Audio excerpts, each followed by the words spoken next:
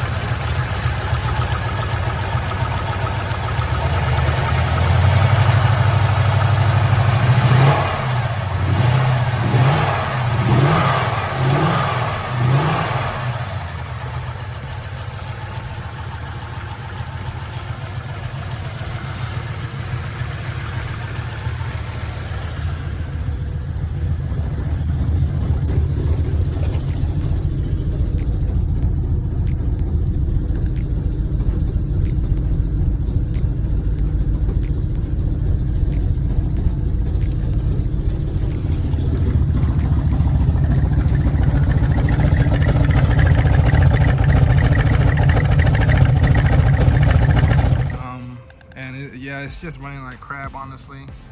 So I went ahead and took my driver's side spark plugs and spark plug wires out. One thing that I like to do, so I can keep them together, I like to put the spark plug with the same spark plug wire from that same cylinder, so I can keep them all together. So I just put them in there. That way I don't mismatch them. But yeah, they're all like that. They all look nasty. So, and they were all wet, like the threads. they're completely wet with like oil, so I had to dry it out. I'm not sure what's going on there, honestly, but it's not looking good it's just not looking good. So I'm gonna go ahead and keep removing the spark plugs, and then I'll show you guys how to do a compression test on your motor. So let's keep going. Oh, and I got some liquid encouragement because this is gonna be a rough one. Let's keep going.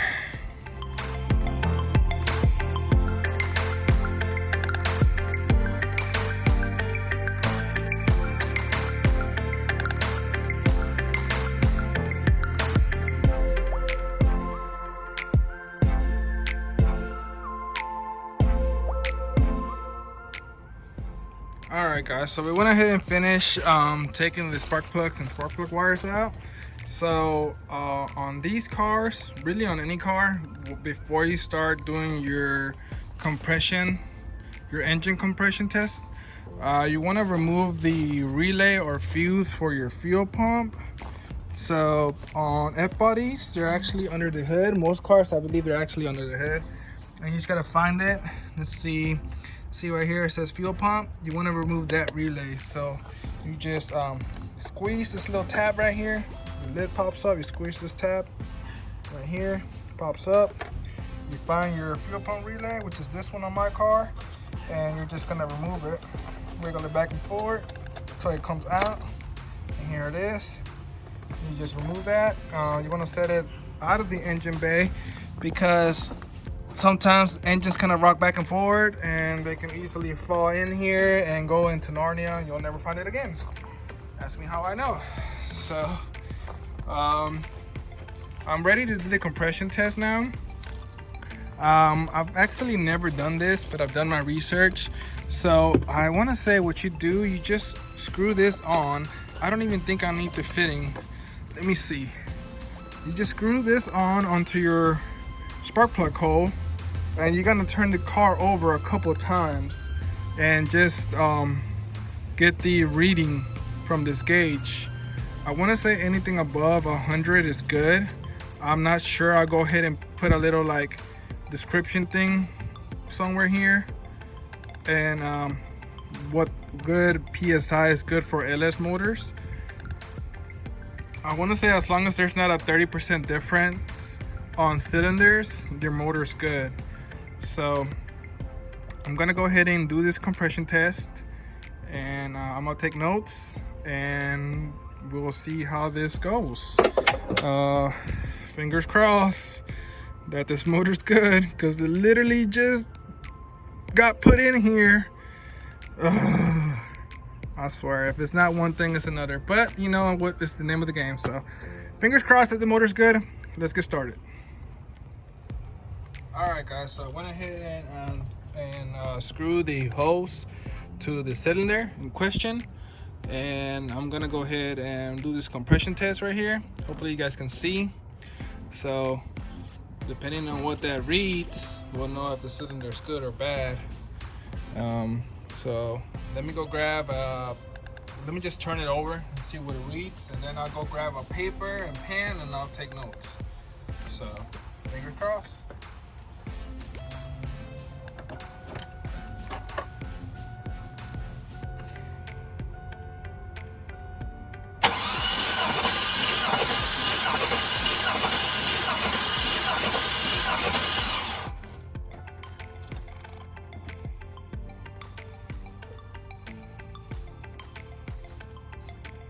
Okay, so that's the first cylinder. Let's see what it came up with. It's, oh my gosh guys, I think it's good. It's 175. Or no, it's over 175. It's 179. So let me go grab a pen and paper. Let me write that down real quick. And I'll check back with you guys once I go ahead and do the whole motor. Alright guys, so I went ahead and finished the cylinder, well, the compression test on this motor. As you can tell, they all read between 150 and 180. So I just been writing 154 on them. All the cylinders read the same except that last one. I'm gonna read that last one because that's when that's where the valve spring actually broke on. It's always this last cylinder way at the back, of course. They just couldn't make it like the first one or something. Either way, if I have zero compression on that cylinder, this head is gonna have to come off. And I'm thinking, if I'm taking the heads off, I might as well send them to Texas Speed and let them work them. That way I'll have a heads cam, and then I'll work the LS6 intake. I'll smooth it out, kind of port it, so it'll kind of be a heads cam intake car, and that should give me to 400 to the wheel. But I'm undecided, honestly. I don't know if I'm gonna send the heads to Texas Speed. I might just send this head to the machine shop and get the valve fixed, and then just slap it back together. I don't know yet. It all depends on what that cylinder is gonna read. So all the other cylinders are good, so fingers crossed that cylinder is not too bad. And if it is bad, that is just a valve and not a piston. Well guys, I think we found that problem. So on that cylinder where my valve spring let go, I just did the compression test and I have 0. So something's going on that cylinder.